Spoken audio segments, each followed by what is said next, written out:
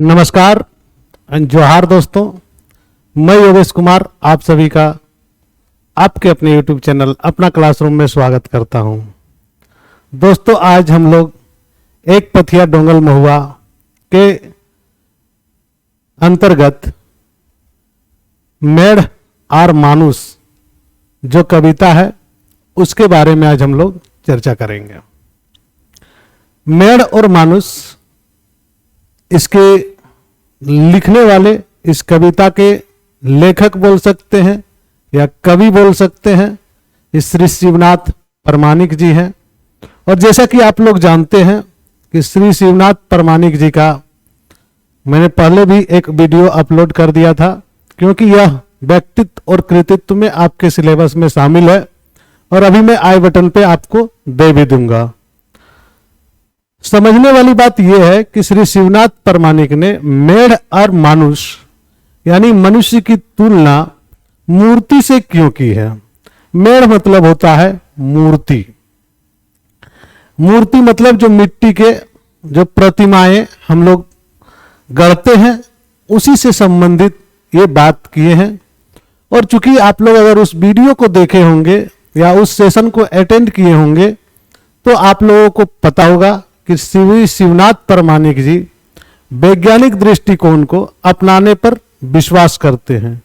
मानववाद को वह सर्वश्रेष्ठ मानते हैं, मनुष्य की सेवा को सर्वाधिक महत्व देते हैं। यानी कि कहने का जो अर्थ है वह यह है कि शिवनाथ परमाणिक जी ने यहां पर मनुष्य और मनुष्यता के साथ साथ में धार्मिक पाखंडों और धार्मिक धर्म की नहीं, धर्म के अंतर्गत जो आडंबर है उन आडंबरों पर प्रहार किया है। और उन्हीं आडंबरों को उन्होंने इस मेढ़ और मानुस नाम की जो कविता है इस पर से मनुष्य को बचने की सलाह दी है। बहुत ही बढ़िया कवि है, प्रगतिशील कविता है, आपका विज्ञानवाद को बढ़ावा देने वाला कविता है। और इस कविता को बहुत ही बढ़िया से समझिएगा। कारण है कि शिवनाथ परमाणिक जी का जो खोरठा साहित्य पे जो योगदान है उनका यह अतुलनीय है और शिवनाथ परमाणिक जी को आपको जानना आवश्यक है। क्योंकि मैं यहां पर इसलिए चर्चा नहीं कर रहा हूं क्योंकि ऑलरेडी हम लोग शिवनाथ परमाणिक पर एक स्पेशल वीडियो यहां पर अपलोड हो चुकी है। तो आज हम लोग चर्चा करेंगे किस पर, तो मेढ़ और मानुस पर, जो कि एक पथिया डोंगल महुआ जिनके डोंगवैया है श्री संतोष कुमार महतो जी, उनके अंतर्गत एक पथिया डोंगल महुआ किताब के अंतर्गत एक कविता संकलन है। कविता संकलन जो किताब है उसके अंतर्गत एक प्रमुख जो कविता है उसका नाम है मेढ़ और मानुस, जिनके रचयिता श्री शिवनाथ परमाणिक जी है। और आज हम लोग उससे संबंधित बात करेंगे और देखेंगे कि क्या है इसका जैर भाव। तो इसका जैर भाव तो मैंने बता दिया कि जैर भाव क्या है। जैर भाव कहने का मतलब है कि मूल भावना क्या है इस कविता का। मूल भावना है धार्मिक पाखंड से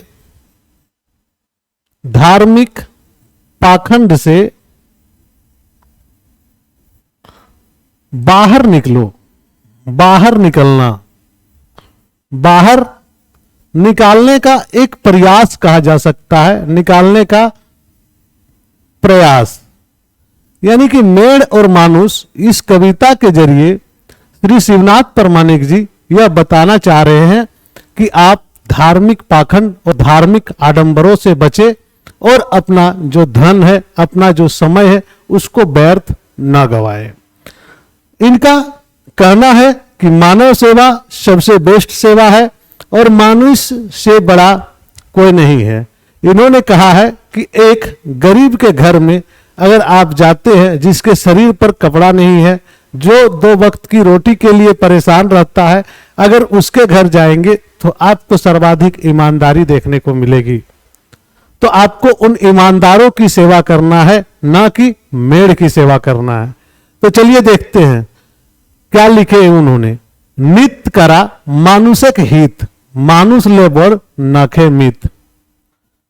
नित्य करा मानुषिक हित, मतलब प्रतिदिन सुबह जब उठिए तो यह सोच के उठिए कि किसी मनुष्य के लिए मैं एक अच्छा व्यक्ति साबित हूं, मतलब किसी अन्य के लिए मैं जो हूं वह एक अच्छा इंसान साबित हूं और उन्हीं की सहायता करूं।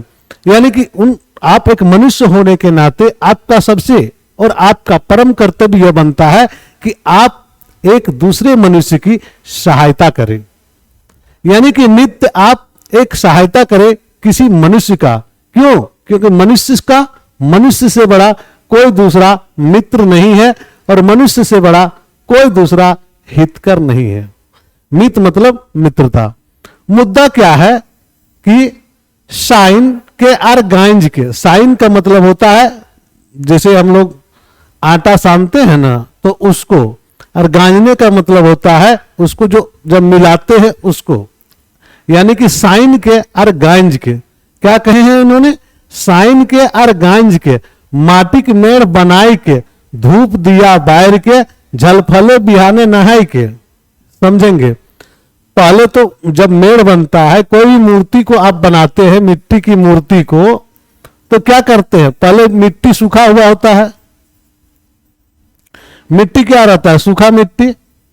सूखा मिट्टी में क्या करते हैं? पानी डालते हैं, पहले हाथ से मिलाते हैं। क्या करते हैं? हाथ से मिलाते हैं। अगर नहीं मिलता है तो फिर क्या करते हैं? उसको पैर से मिलाते हैं, पैर से मिलाते हैं। अभी तो बहुत तरह की चीजें आ गई, मशीनें आ गई हैं, बहुत तरह की चीजें आ गई है, लेकिन मिलाते हैं। साइन के और गांज के, गांज का मतलब है, गांजना कहते हैं पैर से जिसको मिलाना होता है। तो साइन के और गांज के माटी के मेड़ बनाए के, मिट्टी की मूर्ति, यहां पर माटी के मेड़ मतलब मिट्टी की मूर्ति, मिट्टी की मूर्ति। साइंज के और गांज के माटी के मेड़ बनाए के, धूप दिया बार के, उसको क्या कर रहे हैं हम लोग? उसको धूप देते दिखाते हैं, उसके आगे दिया जलाते हैं।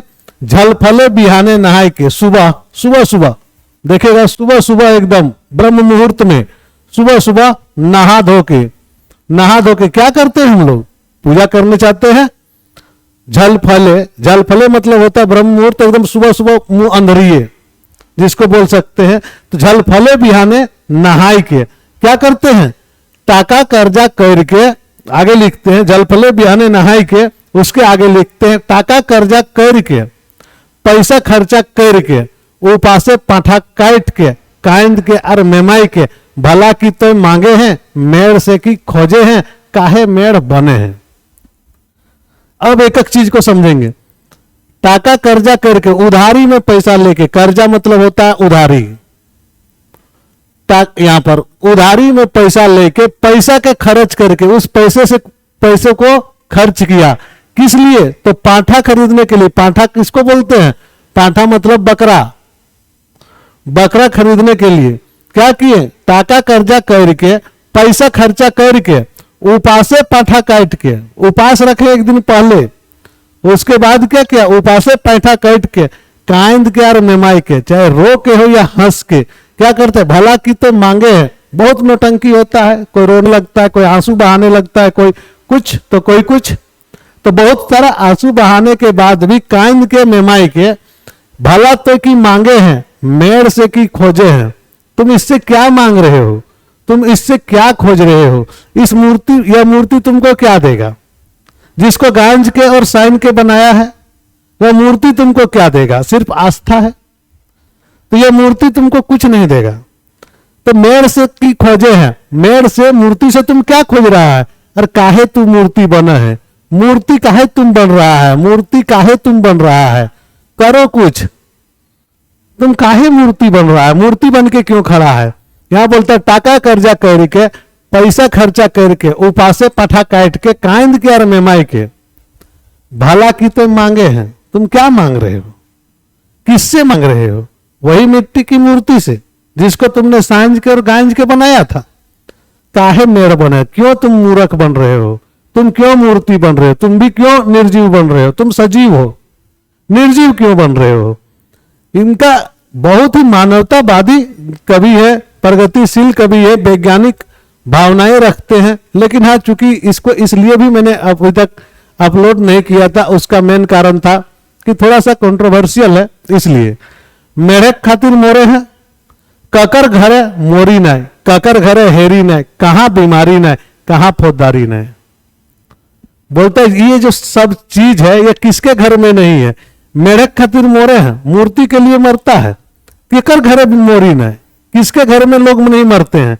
केकर घरे हेरी नहीं, किसके घर में गरीबी नहीं है, या किसके घर में रोना धोना नहीं है, किसका घर परिपूर्ण है। कहां बीमारी नहीं, किस घर में बीमारी नहीं है और किस मनुष्य में बीमारी नहीं है। कहां फौजदारी नहीं, फौजदारी मतलब होता है झगड़ा, झगड़ा।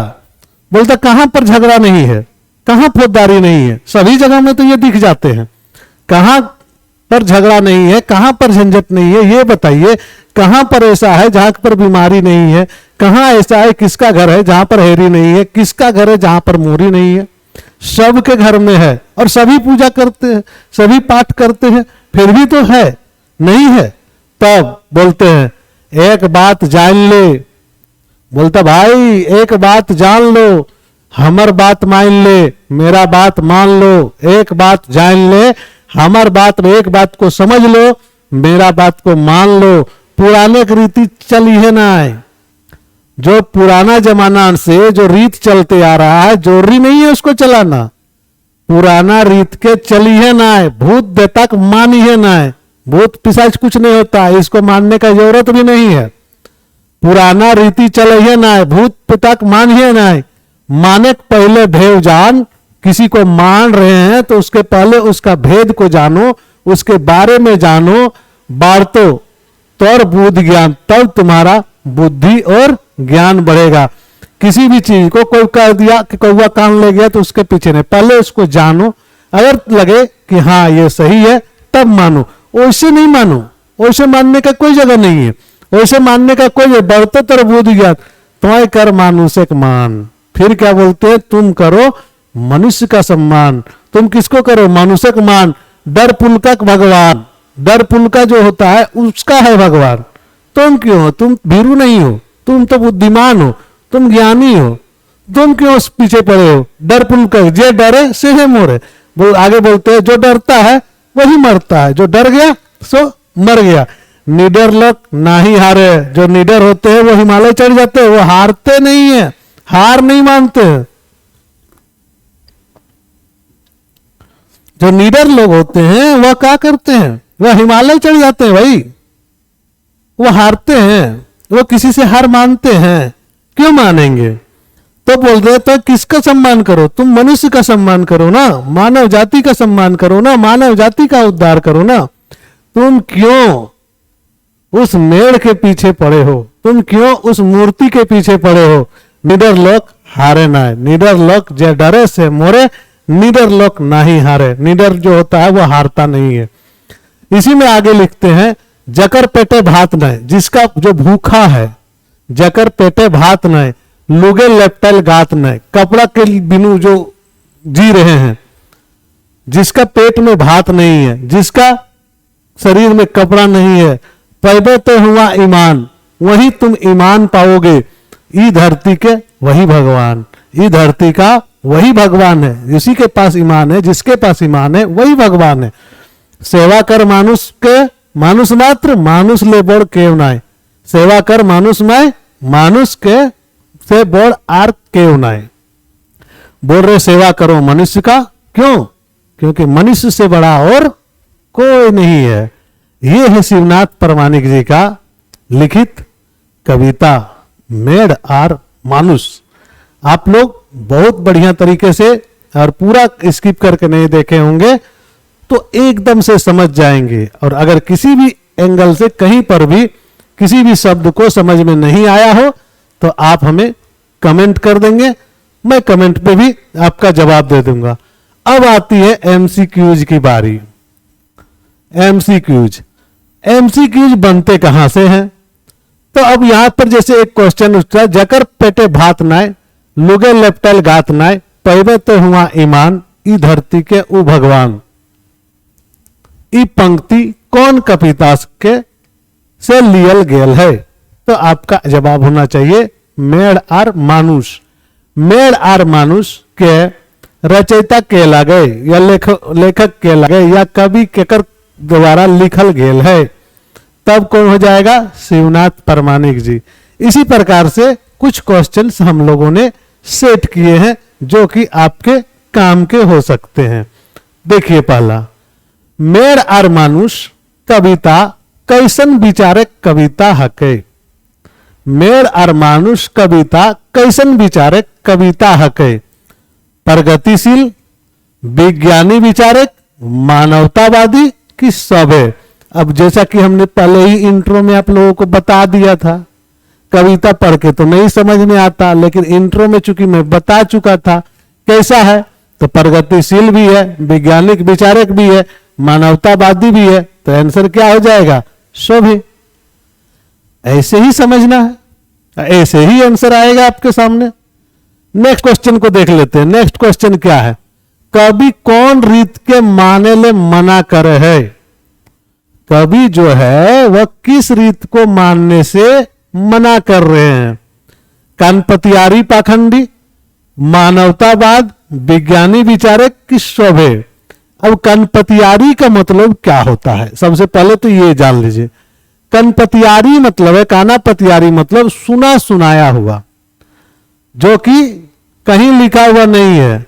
एक बार एक कहानी हुआ, एक घर में शादी था, शादी में बहुत सारे पुआ पकवान बने। अब पुआ पकवान जो बने थे, तो उस पुआ पकवान को खाने के लिए बहुत सारी बिल्लियां मंडरा रही थी।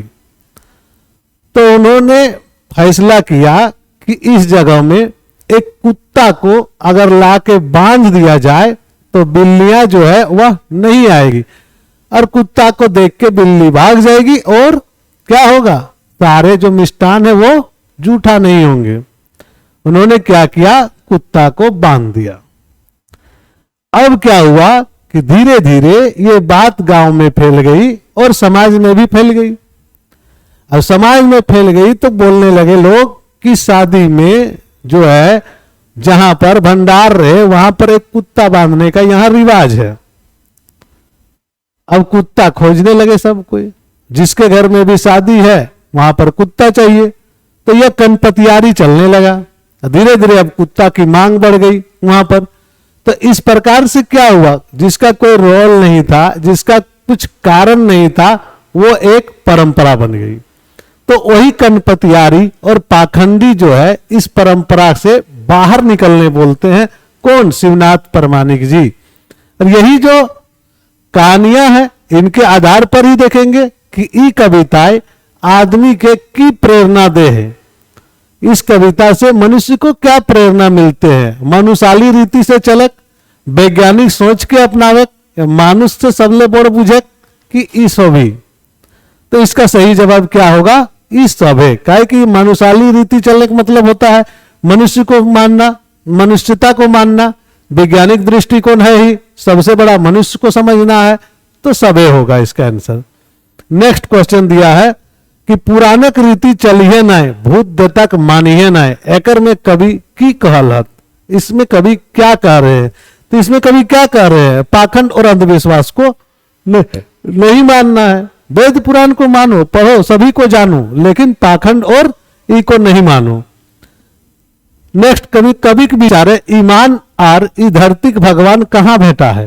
कहाँ भेटा है? मंदिर में, मस्जिद में, कि गरीब भूखा मानुष में, कि माए बाप में? तो एग्जैक्ट आंसर क्या होगा? हमने पढ़ा है क्या? तो गरीब भूखा मानुष में। नेक्स्ट क्वेश्चन है, मेड़ और मानुष कविता ककर लिखल हके? तो शिवनाथ परमाणिक जी के लिखल है, श्री शिवनाथ परमाणिक जी के लिखल है। मेड़ के माने की हवे है? मेड़ के माने की हवा है? मूर्ति। कहीं कहीं मोड़ा भी हवा है, कहीं कहीं आयर भी हवा है, लेकिन दियो के लिखे में अंतर है। मेड़, यहां मेड़, मेड़, दियो में अंतर है। हिंदी में मेड़ कहल जा है आयर के, खोटा में ओकरा आयर कहल जा है। मोड़ा कहे जके काट के मोटा मोटा जो टुंगड़ी टुंगड़ी रहे चकरा मोड़ा कहल जा है। और एकर में की हते या? तो मेड़ मने मूर्ति। तो क्लियर है कि मैडम ने किया हुआ है तो मूर्ति हुआ है। तो ऐसने कई रकम से प्रश्न बने पारे और तोहनी के खातिर इतना आज इस सेशन में हवे। आज हमने देख ले लो मेड़ और मानुष और यहाँ से एक पथिया डोंगल महुआ के जो है सब कविता कंप्लीट भई गलो, यानी कि सारा कविता कंप्लीट हो चुका आप लोगों का।